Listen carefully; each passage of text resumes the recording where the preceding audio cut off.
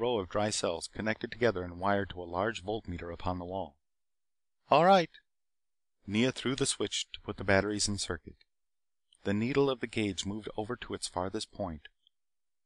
"Now," she told them, "you shall see. But be still. I am sure I can control it." Odin thought there was just a bit of doubt in her voice.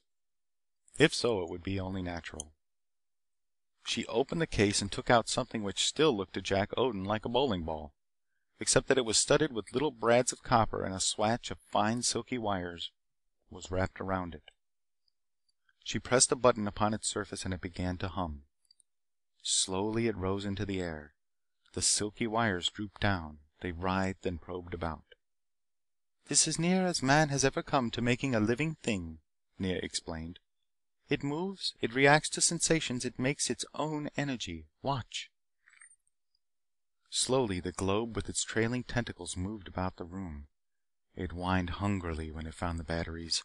It hovered above them and the silky wires fanned out. Then it darted down. The wires felt over the batteries and their connections, softly, eagerly. The whine changed to a purr of enjoyment. The thing fed. And slowly the pointer upon the voltmeter moved over to 0. Nea raised a tiny whistle to her mouth. There was no sound, but the copper-studded globe seemed to hear. It raised itself back into the air. The silken wires wrapped themselves around the round body. It came back to Nea, slowly, almost defiantly, and settled into her arms like a plump cat returning to a doting mistress. Nea pressed the button again and put it back into its case. "Wonderful," Ato applauded. "I move that we give Nea a vote of thanks." "But what earthly good is it?" Gunnar asked. "I could have swatted it with a broom." "And you would have died." Nea turned upon him like a tigress. "It feeds upon electricity, and it can discharge like a lightning bolt. Don't you see? There are few weapons that can resist it. But that is not all. In your own brain, Gunnar, there is a charge of electricity. It may be the only real life you have within you. This can take it all away. That was why I asked for a live thing to demonstrate." The grizzled Bron, who had spoken once before, now laughed good-humoredly.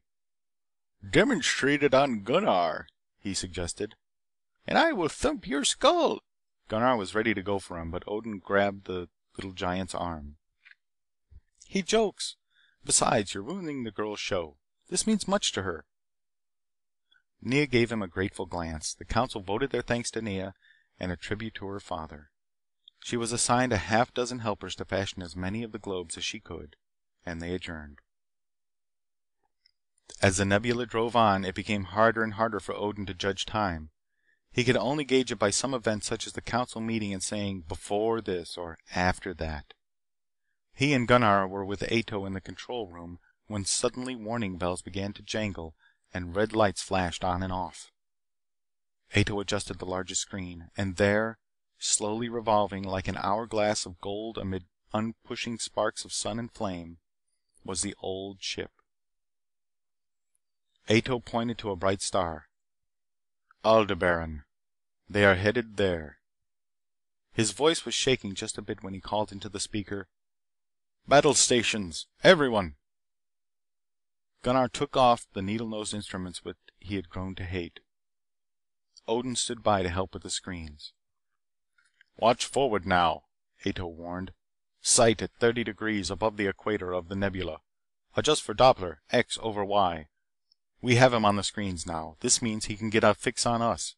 Careful now." As he watched the screen, Jack Odin saw 3 tiny specks leap from Grim Hagen's ship. They danced toward them, growing as they came. At first they were blue, but as they filled the screen, almost hiding the old ship from his vision, they changed to amber and then topaz. Bells and klaxons shrieked their warnings. Ato watched and waited. Just as 3 growing lights filled the screen, he touched a lever. The nebula danced away. Breathless, Jack Odin altered the screens and watched the 3 globes of flame hurtle past them. Far away now, they slowed like living beings, puzzled at having lost their prey. Slowly they merged together and turned back upon their quarry. End of chapter 8.